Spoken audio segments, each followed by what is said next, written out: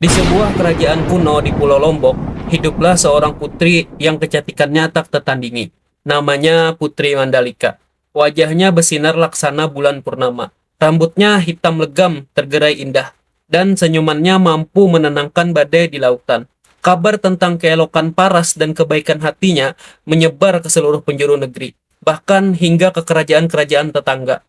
Para pangeran dari berbagai negeri pun berdatangan silih berganti untuk meminangnya.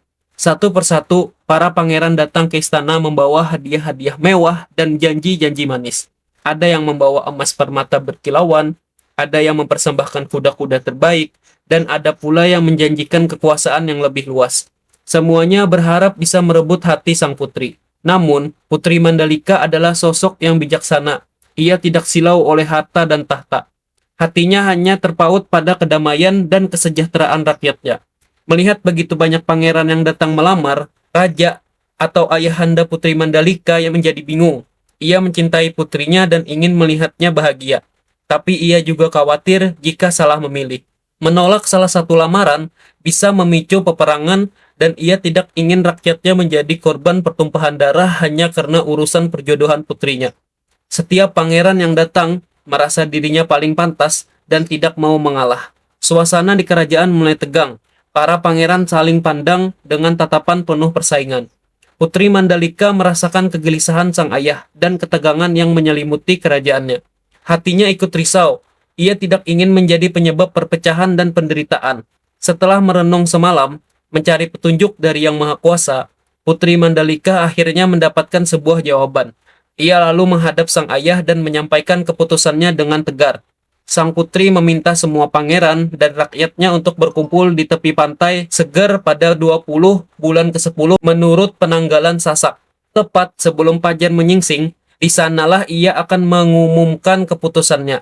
Pengumuman ini disambut dengan berbagai perasaan. Para pangeran merasa berdebar, berharap dirinya lah yang akan dipilih. Sementara rakyat-rakyat bertanya-tanya, keputusan besar apa yang akan diumumkan oleh putri yang mereka cintai. Tibalah hari yang ditentukan, langit masih gelap, hanya diterangi oleh kerlip bintang dan obor-obor yang dibawa oleh ribuan orang yang berkumpul. Para pangeran berdiri gagah dengan pakaian kebesaran mereka di barisan terdepan. Rakyat jelata berbaur di belakang mereka. Semua mata tertuju pada satu titik. Sebuah panggung sederhana di tepi tebing yang menghadap langsung ke lautan luas. Angin laut berhembus lembut, membawa aroma garam dan harapan. Tepat saat seburat fajar pertama mulai mewarnai ufuk timur, Putri Mandalika muncul.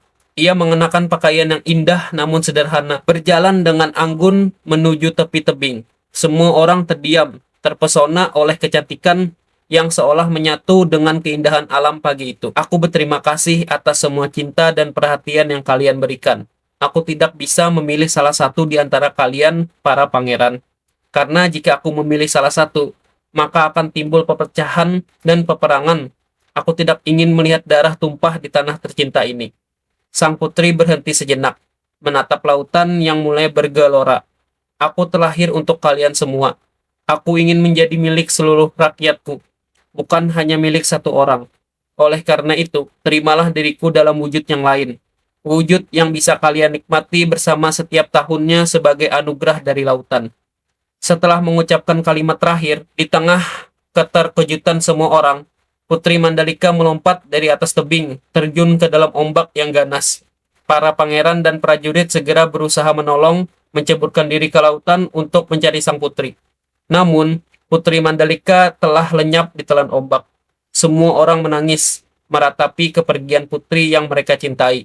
Namun, keajaiban pun terjadi. Tepat di tempat sang putri menghilang, tiba-tiba muncul ribuan cacing laut warna-warni yang sangat banyak. Cacing-cacing itu bergerak lincah ke arah pantai. Rakyat yang melihatnya percaya bahwa cacing-cacing itu adalah jelmaan dari Putri Mandalika. Mereka menyebutnya Nyale. Sejak saat itu, setiap tahun, pada tanggal dan bulan yang sama, masyarakat Lombok berbondong-bondong datang ke Pantai Seger dan pantai selatan lainnya untuk mengikuti upacara bau nyale. Bau nyale berarti menangkap nyale. Mereka mengumpulkan cacing-cacing laut tersebut yang dipercaya membawa berkah, kesuburan, dan kesejahteraan. Legenda Putri Mandalika pun hidup abadi. bukan hanya dalam cerita, tetapi juga dalam tradisi yang menyatukan seluruh rakyat Lombok dalam cinta dan kedamaian. Kisah Putri Mandalika mengajarkan kita tentang pengorbanan yang tulus demi kepentingan orang banyak. Ia memilih untuk menjadi milik semua orang, menjaga keutuhan negerinya dari kehancuran. Semangatnya terus hidup dalam setiap perayaan Bau Nyale, mengingatkan kita bahwa cinta sejati bukanlah tentang memiliki, melainkan tentang memberi dan menyatukan. Terima kasih sudah menyimak kisah legendaris dari Tanah Lombok ini. Jika kamu suka dengan cerita-cerita seperti ini, jangan lupa untuk like, komen, dan subscribe channel ini ya. Sampai jumpa di video selanjutnya.